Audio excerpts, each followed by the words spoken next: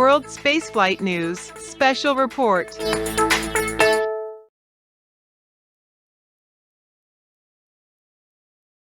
Double asteroid redirection test is a test. We're doing this test when we don't need to on an asteroid that isn't a danger, just in case we ever do need to and we discover an asteroid that is a danger. We're doing this test at a double asteroid, a binary asteroid, the larger asteroid Didymos being orbited by its smaller moon Dimorphos. This is the perfect natural laboratory for this double test because there are two tests in DART. The first test is the test of our ability to build an autonomously guided spacecraft that will actually achieve the kinetic impact on the asteroid. The second test is the test of how the actual asteroid responds to the kinetic impact, because at the end of the day, the real question is how effectively did we move the asteroid, and can this technique of kinetic impact be used in the future if we ever need it to? So this double asteroid is the perfect place for this test because from our point of view on Earth, we see Dimorphos crossing in front and behind and in front and behind of Didymos every orbit. That's observable telescopically. Even though we can't see the two objects separately, we can see the total light from the pair dip just a little bit twice every time around the orbit. And that's how we know from telescopic observations that the orbit is 11 hours and 55 minutes and has been absolutely solid for probably thousands of years, if not longer. But our DART spacecraft is going to impact Dimorphos at a speed of 14,000 miles per hour, changing its speed by perhaps 1% or so, and changing the period of that orbit. Just like if you dropped your wristwatch and damaged it, it's not going to keep necessarily the same time anymore. We're expecting that clock, that orbit, to run just a little bit faster.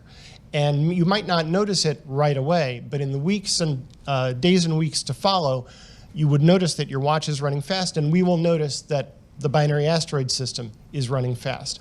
We'll be able to see this by using the same techniques, telescopes on Earth, observing this binary system for the weeks following the impact. And we'll have telescopes on every continent on the Earth observing the Didymos system. Not only that, we'll also have telescopes in space, the Hubble Space Telescope and the James Webb Space Telescope, and even our Lucy spacecraft will be observing the Didymos system close to the time of impact to see if we can see some brightening from the dust and debris ejected into space. And we also have, courtesy of the Italian Space Agency, the Lychicube Cubesat, which was deployed from the DART spacecraft on September 11th. Lychicube is flying on its own, controlled by the Italian Space Agency. Lychicube will follow DART about 3 minutes behind, also pass by Dimorphos at a safe distance of about 55 kilometers, and we're looking forward to successful images from the Lychicube spacecraft. But even with all of those observations, Dimorphos is a tiny asteroid. We've never seen it up close. We don't know what it looks like. We don't know what the shape is, and that's just one of the things that leads to the technical challenges of DART. Hitting an asteroid is a tough thing to do. What we can say at this point is that all subsystems on the spacecraft are green. They're healthy. They're performing very well. We have plenty of propellant and we have plenty of power. After we commissioned the spacecraft, we started focusing on the bits and pieces of SmartNav and just making sure that all those bits and pieces were in place so that on impact day they all work together. We have proven that they are all working and that they are ready for impact. And you're going to hear a little bit about that from Lena next. And so the spacecraft's doing great. The ground system, we've been streaming. We've been doing a bunch of tests where when using the spacecraft, we've been streaming Draco imagery at the one image per second that you're going to see on impact day. And so this goes into the rehearsals, just making sure that the ground system can handle that throughput and that we can do things like overlay informative information that help us and help other viewers look at the sequence as we're getting closer and closer and closer. And so it's going to be exciting. And then finally with the team, we've been doing a bunch of rehearsals, and some of the rehearsals are very nominal, like this is what we expect on impact day. But then we also get into the contingencies, and we've been doing rehearsals where we introduce unknown contingencies to the team, and we watch their behavior, and we make sure that they are truly trained up to handle the nominal situation and then any contingencies that occur. So at this point, I can say that the team is ready, the ground systems are ready, and the spacecraft is healthy and on track for an impact on Monday. That we did a lot of Draco imaging. We have over 200,000 images already on the ground from Draco. So we know it works really well. We have been able to detect the Didymos system. So we can see Didymos, the larger asteroid. We have not seen Dimorphos, and we really won't, not until about an hour prior to impact. But we can see the Didymos system. We see it really well, very clearly. That's actually what we're using right now to guide ourselves to the system. So in the next few days, we'll take more images of the Didymos system. We'll do trajectory correction maneuvers, and then at 24 hours prior to impact, it's all hands on deck. We'll have people in the mock working overnight, trying to make sure that everything is set and ready to go. And at 4 hours prior to impact, the spacecraft becomes completely autonomous. What that means is that even though we do have a full mission operations center where there's about at least 44 people all watching data coming down and telemetry streaming from the spacecraft has to do everything. It starts with detecting Didymos, the larger asteroid. It starts tracking it. It's starting to guide itself towards Didymos. And then at about an hour prior to impact, and some models say, 70 minutes, some other models say maybe 50 minutes or maybe even 40 minutes prior to impact, for the first time, it'll see just one pixel in the field of view of our camera, Draco, and that's going to be Dimorphos. And so at that point, this is when we switch from guiding towards Didymos to guiding ourselves into Dimorphos.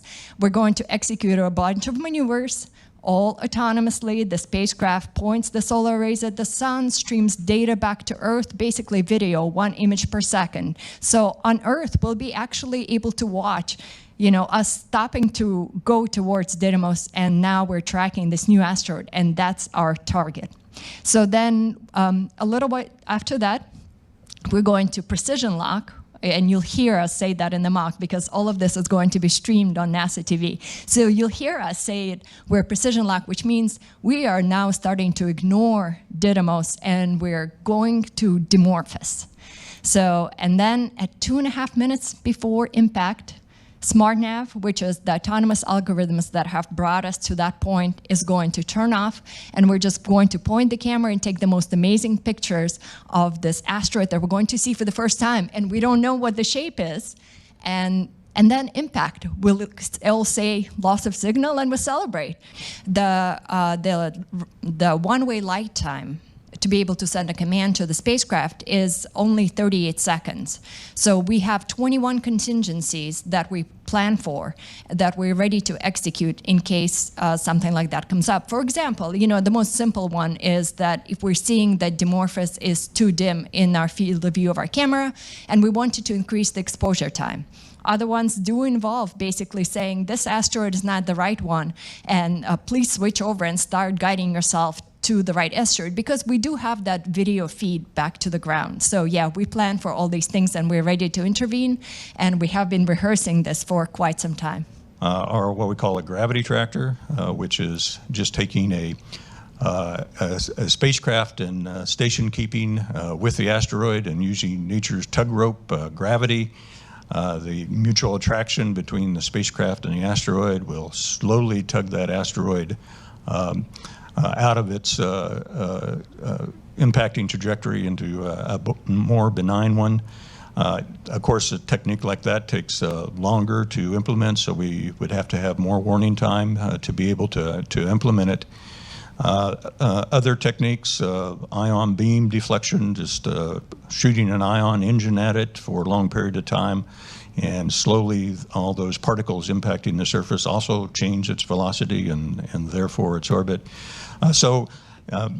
Basically any technique that you can imagine that changes the speed, the orbital speed of the asteroid in orbit is a viable technique. And so we work with our colleagues, both in the other agencies within the U.S. government and internationally, to talk about these concepts and techniques and how we can collaborate to test them out. The forum has been set up, international forum set up, called the Space Planning Mission, Space Mission Planning and Advisory Group, which is a forum for national space agencies. Some 18 of them right now are involved in same page in looking at technologies and techniques that could be used to deflect an asteroid. So what it takes is a new type of antenna that we actually have on board of the spacecraft. It takes a new type of avionics that we're running through all our data. But what happens actually on the spacecraft is actually really fun. So we take an image of the asteroid, and then we process it through our computer, which crops it, then sends it over to the smart navigation system. Smart navigation system does a whole bunch of things with it to try to figure out where it's located in space. But at the same time, the image also gets cropped and then sent to Earth through our radio and then through our hard gain antenna and down to the Deep Space Network, a set of dishes that are actually going to be looking at us. Most of them are located in Australia, just because we're kind of on the southern trajectory. But we have a few dishes in Australia that both from the Deep Space Network and from the European, the ESA-TRAC, the European Space Agency dishes that are going to be looking at us and making sure that they can get this data down. So all of the processing happens in basically 2.5 seconds. So each one of the images has about 2.5 seconds latency that it gets received on the ground, plus, it takes 38 seconds to travel and 5 to 8 seconds to process. So what you're seeing on the ground is something that is probably about 45 seconds late. But that is still amazing because an image is coming in every second. So yeah, it basically looks like video stream coming in. I'm highly confident that we are going to hit on Monday, and it will be a complete success.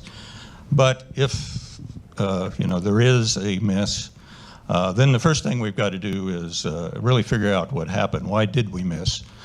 So that'll be the first thing, is to safe the spacecraft, get all the information down from the spacecraft so we understand what occurred, and safe the spacecraft so that it's ready for a future use. So that's what will happen in a miss. Surveys and right now ground-based telescopes that are searching every possible night, and we're finding about 3,000 near-Earth asteroids of all sizes every year, and we are about to cross the threshold of having found 30,000 of these asteroids.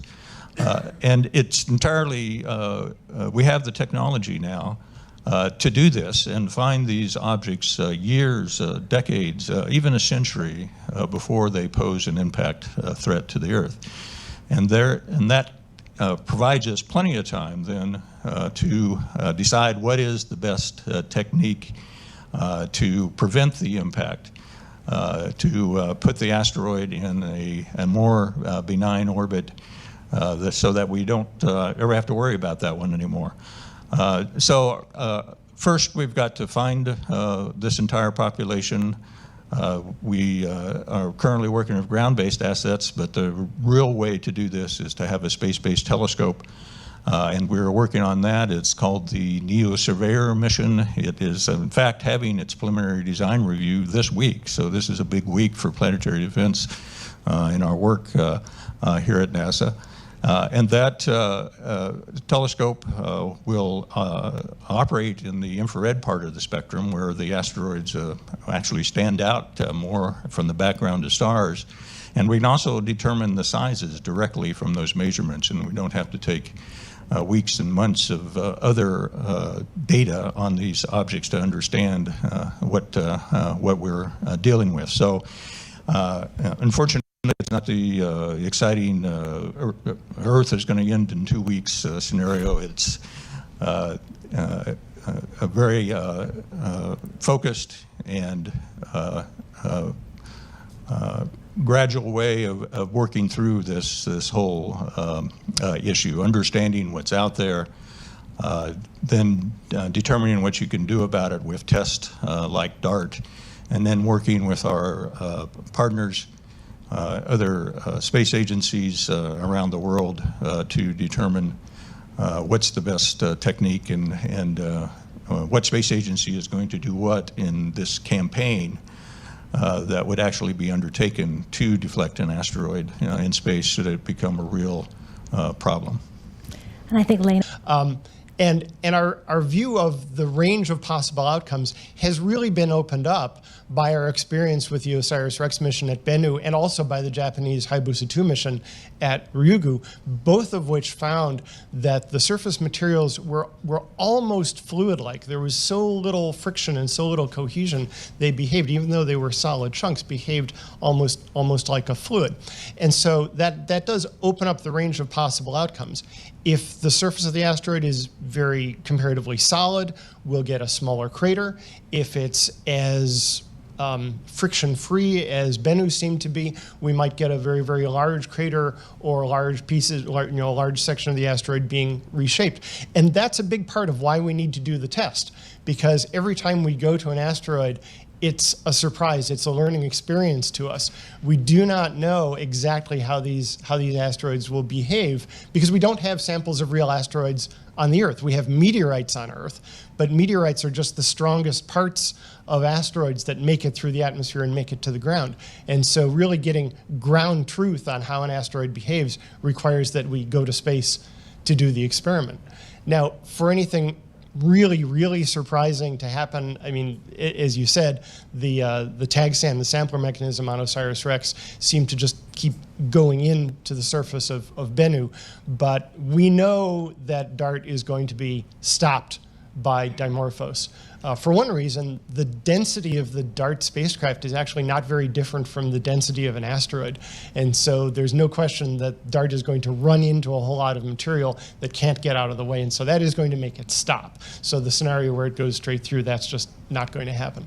Also, there are ways, there are aspects in which we know Dimorphos, or at least we know Didymos, is not like Bennu. We're extrapolating and assuming for the moment that Dimorphos is similar to Didymos. But Didymos, for example, is a different composition. It's a different spectral type than Bennu. Bennu is a very dark, carbon-rich object. Dimorphos has a reflectivity 3 times brighter than Bennu, so we know it's a different kind of object. It's also spinning very rapidly, and the dynamical studies show that Didymos has to be either higher density or more cohesive, or both, than Bennu. So a lot of things could happen, but we really do not expect Didymos or Dimorphos to be a carbon copy, literally, of Bennu. And one thing I want to add, too, is that we're actually going to know the ground truth with the Hera mission arriving there in 2026, the European Space Agency mission that's going to be a follow-on to DART that is going to look at this crater and look at Dimorphos and really study the surface. And I think that'll be great for everyone. We're using hydrazine thrusters to perform all maneuvers in terminal. We demonstrated our next-C thruster for a couple of hours early on in the mission. That has been completed. Now we're using hydrazine only. So we have 12 hydrazine thrusters. That's what's actually going to be propelling us towards the asteroid. And then for your other question, that's right, 38 seconds. So multiply that by 2, it's over 70 seconds. So over a minute round trip light time. But what you're really looking for is the time that the images are going to come back to Earth. And so there's close to 10 seconds of processing, 5 to 10 seconds of processing on top of the 38 seconds of it, just round trip light time. Sorry, one-way light time. Round trip, one way. You're going to hear messaging that we've lost radio contact, and there's still going to be images coming through and being displayed once per second for about 8 seconds. And those are images that are traveling through space, and they've hit the ground. We've detected that we've lost radio contact, but those images are still working themselves through the pipeline and being displayed. So when we kind of have some guidance to the team that just so that no one's celebrating too early, that we'll get that message of loss of contact, and we'll still be seeing it. And we're basically, you'll hear Lena will say impact, and she may put other words around it, but Hopefully, yes. but that's where we have very high confidence that we did hit the asteroid, and that we can let the guard down on the Mission Operations Center, and people can relax. Yeah, and of course you will also see the images of Dimorphos extremely close up. Our last image is probably going to be from about 2.5 seconds prior to impact. So the Draco field of view is actually going to be completely filled with this beautiful image of Dimorphos. I do need to add one thing to that, since we're talking about that wonderful moment when impact will occur. The engineering team will be celebrating, and the astronomers at that moment will be saying, okay, time to get to work. That's true. That is very true. This mission has 2 parts. The first part is hitting the asteroid. The next part is actually measuring what happens afterwards, as Tom said earlier. We have done a lot of different flight tests. Okay, first, of course, we've done a lot of testing on the ground, because you shouldn't fly anything that you haven't tested on the ground. And we did a lot of testing on the ground with computer simulations. But once we launched, we actually have done quite a few tests where we were looking at stars and trying to fool the SmartNav system that 2 stars right next to each other are Didymos and Dimorphos, and tracking them. We conducted those tests. And then recently, and that's something that we published in the news recently, is that we've been watching the Jovian system, so Jupiter and its moons. And we actually watched Europa exit from behind Jupiter. And we fooled our SmartNav that Jupiter was Didymos and Europa was Dimorphos, and we actually watched the separation happen. And why that is important is because in the last 4 hours during our terminal phase, when the spacecraft is completely autonomous, we're going to watch Dimorphos emerge from behind Didymos. So we already trained the system to do this in flight. So we're looking forward to it. I think we can do it. So Lychicube is being controlled by Ozzy right now. They are testing out their systems, and they will be taking images as fast as they can, storing them on board. The rate at which they're able to download their images depends on their exact state after the flyby. It depends on the availability of the Deep Space Network, and the Deep Space Network helps to communicate with and navigate with everything in deep space, and we have a lot of things in deep space, and we may have more things in deep space soon. But Ozzy will be prioritizing early download of the images that have the best chance of showing us that we have a confirmed impact and the ejecta plume from that impact. But the data rate will be fairly slow, and so I don't think we should be expecting more than a couple of images per day on average coming back from Lychicube. Now, on the other question, you were asking me to predict when we're going to get the first indication of the orbit change. I think it's fair to say that different parts of the investigation team have their own ideas about that, and they're competing with each other. I think the optical observers and the radar observers have a friendly rivalry to see who's going to get it first. I don't want to get into the middle of that debate, but I think I would be surprised if we had a firm measurement of the period change in less than a few days, and I would be really surprised if it took more than 3 weeks.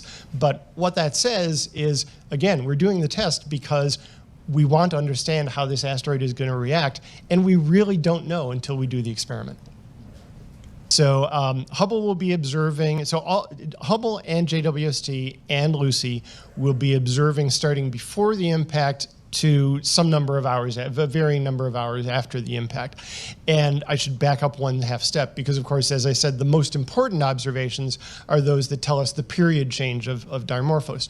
But observing what's going on just in the first few hours after the impact, what we're looking for there is an overall brightening of the whole system, indicating how much dust and other debris got kicked up, because that ejecta goes into space and it is also lit up by the sun, just increases the total amount of surface area of stuff that's shining in the sunlight. And just being able to measure how much that brightening happens and when does it happen is a measure of something about the consistency of the material that was lofted up and how much there was. So all of these telescopes are going to be observing over that time. Hubble, I'm pretty sure, is observing in the optical region of the spectrum. Hubble is going around the Earth, and so half of the time it's behind the Earth. So Hubble won't actually catch the exact moment of impact. That's okay, because we don't really expect anything to be really observable from the exact moment of impact. But Hubble observations will start about 15 minutes after the impact. JWST, because it has to readjust periodically to pick up new guide stars, may not be observing again at the exact moment of impact, but will pick up just a few minutes afterward. And Lucy will be observing from roughly twice as far away as the Earth is from DART and Didymos, from a different direction. Lucy will be observing with its LORRI imager, which is very similar to Draco, actually, and it's only a 4-inch telescope, and so it will see very faint object brightening. LORRI is also an optical imager. JWST, I would have to go and check with my colleagues to find out exactly which instrument and which camera, which wavelengths it's observing at. We're going to be impacting Dimorphos at 7 million miles from Earth. So you can imagine that JWST and Hubble are going to be in that vicinity in terms of the distances. So what concerns me the most is the weekend. So there are 44 people in the mock, and they're all, each one has a level of criticality, so as we go into the weekend, especially like Friday and Saturday, it's like you just want the team to stay safe, and so we built DART in the middle of a pandemic. We're still in the middle of a pandemic, and so you just want to make sure people are not getting sick or having family in distress with other issues. So the thing that I would like to see, Monday morning, is we have a fully populated mock and everyone is healthy and well rested and in the right frame of mind. So with regard to probability of hitting, we've been doing, since we've launched, almost continuously we do mission simulations, and we don't do them in a vacuum. We actually do a lot of measurements in space with the spacecraft. Like we point it to the exact attitude that we're going to be in terminal, and we do things like, let's do a lot of thrusting just because we have big long solar arrays, and let's see how they behave, and we collect that data. And then we take that data and we fold it back into our models, and we continue to do mission simulations with the new data and refining it. And Lena had talked about parameters. And so a lot of these, we don't do simulations just to do simulations. We do it to learn and to figure out what are the best parameters to have on the spacecraft as we begin. And as we kind of, the Dimorphos and Didymos, Dimorphos begins to reveal itself and how the algorithm behaves to what's revealed, we're going to get maybe some insight as to, hey, that looks like the mission sims that we did like 3 months ago. And so it's kind of a good place to really go and look at how everything's behaving, and should we adjust a parameter. And so we're, with all of this rehearsal and with all these measurements, we're in a very, very good place to do this Monday's event. That said, Dimorphos is just barely over 100 meters in diameter. It's not very big. We're at 14,000 miles per hour. We're approaching something that we've never seen before. So, to quote the past, we do things because they're hard. We're at the point where technology is emerging so that we can use these emerging technologies to protect ourselves against these threats. And so that's why the T in DART is test. And so it's test and learn, and I think we've prepared ourselves for this moment. But I don't worry about the spacecraft. I don't worry about the algorithm. They're not what keep me up at night. I worry about my team. I worry about my daughters. And so I think we're ready. Yeah, you're spot on. It is extremely hard for multiple reasons. Deep impact and other missions, they really are looking at the asteroid. The sizes of those asteroids are much, much larger than what we're going to be hitting with DART. We don't really know what the shape of the asteroid is. We don't see it until the last hour, and that point is just a pixel in the field of view. I mean, at 3 minutes prior to impact, 2 minutes prior to impact, it is 42 pixels in size. That is, and you're moving extremely fast, and at that point, you cannot really send any commands in. So your system has to be very, very precise in how it's controlling the spacecraft, what information we're taking in from all the different sensors on the spacecraft, in addition to the telescope itself. So yeah, it's a little different. The thing I found the most interesting is just the test itself. So if you just went and hit an asteroid out in space, you'd hit it, you'd change its velocity by 1%, but the problem is with the trajectory and what we know about that asteroid, the uncertainty is so great that you would not be able to measure that 1%. The unique thing about this approach is the moon. You've got a moon asteroid around a bigger asteroid. You can measure the period of the asteroid very precisely, and we're like 11 hours and 55 minutes, and you can get that looking at light curves. And then you hit it, you change its velocity, you change its orbit period. We think we're going to change it about 10 minutes. Our requirement's about 73 seconds, but we actually think we're going to change it by about 10 minutes. Looking at the light curve, you can measure that very precisely. And so it's just the whole unique aspect of this whole test that is, to me, it's like just when I first heard about it, and I knew about the error bars on the asteroids and their orbits, and then I heard the whole moon approach. I thought it was brilliant. Great, thank you so much. Oh, you want to add more? Tom Statler? Statler? This is Tom. Let me go after the broader picture of how it's innovative, because we haven't had an opportunity to say that yet. We are moving an asteroid. We are changing the motion of a natural celestial body in space. Humanity has never done that before. And this is stuff of science fiction books and really corny episodes of Star Trek from when I was a kid, and now it's real. And that's kind of astonishing that we are actually doing that, and what that bodes for the future of what we can do, as well as our discussions of what as humanity we should do. It opens up an amazing frontier that is very exciting. And also just how exciting it is for the public, right? To be able to, here's a mission that you can really get behind and really can understand very easily, and just how fun it is to move an asteroid in space.